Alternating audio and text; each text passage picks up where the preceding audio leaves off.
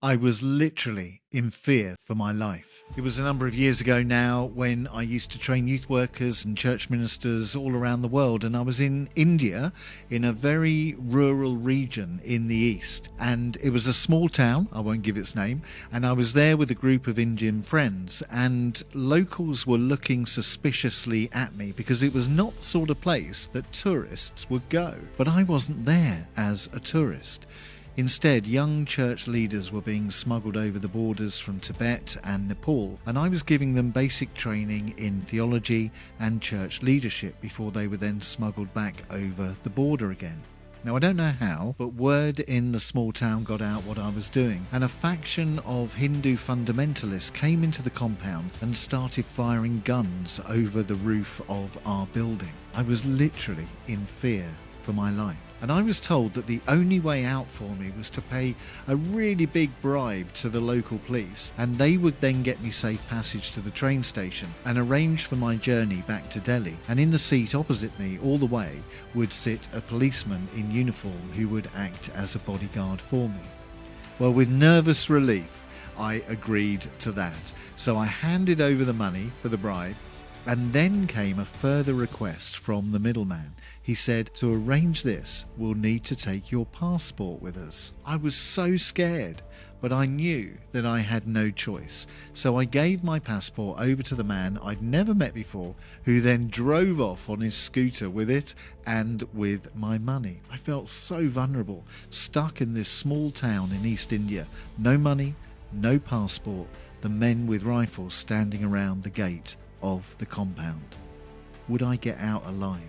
Would I ever get my passport back?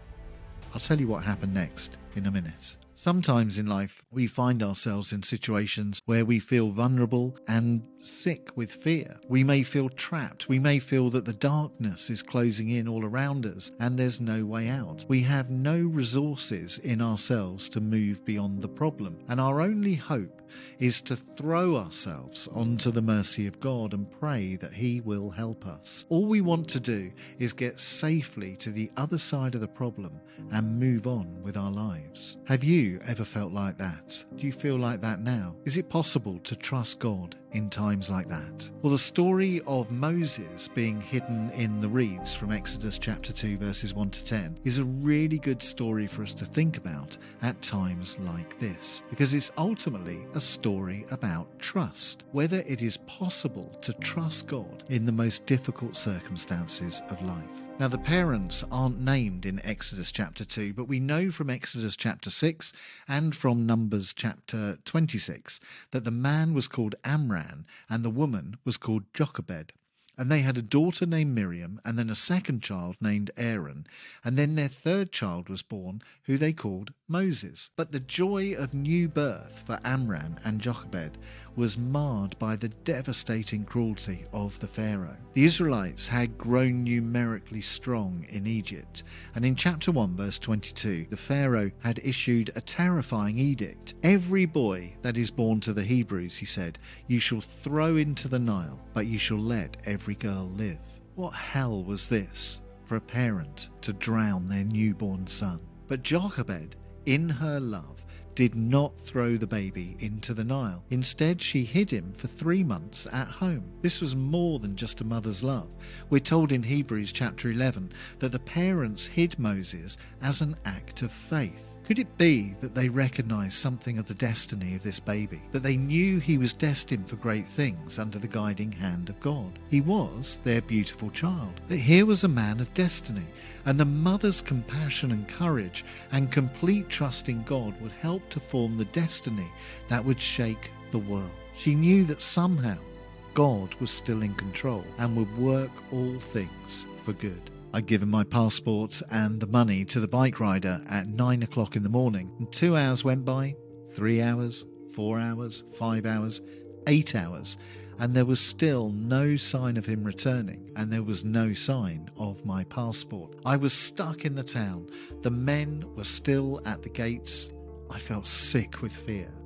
So what happened next? Moses couldn't be hidden for long, so we read in verse 3 that Jochebed got a papyrus basket, put the child in it, and hid it in the reeds on the Nile. Now this is a really important verse, and there's two things I want to say about this, both of which relate to trusting God in all things. The first is that Jochebed realized the limitations of the care that she could offer, and she needed to let her child go.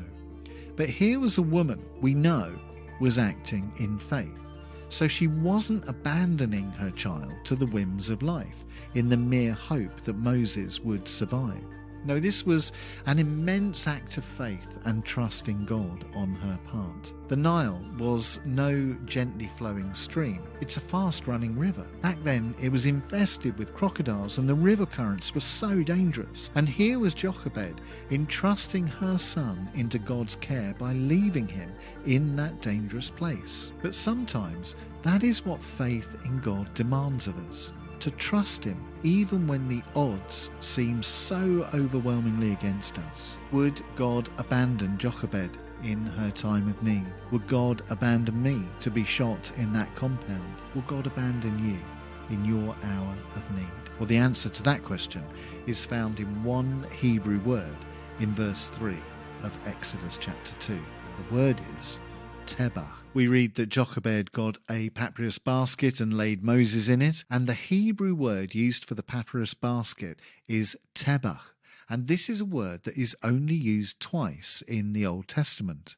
The first time is here in Exodus to describe the basket. It's called a tebah. And the only other time the word is used is to describe Noah's Ark in Genesis. So just as the ark would carry the people of God and the animals through the tides and the currents of life and bring deliverance and the beginning of a new destiny for the world, so Moses' basket would carry him through the tides and the currents, protecting him from the crocodiles so that he could grow into maturity and fulfill his destiny as a deliverer.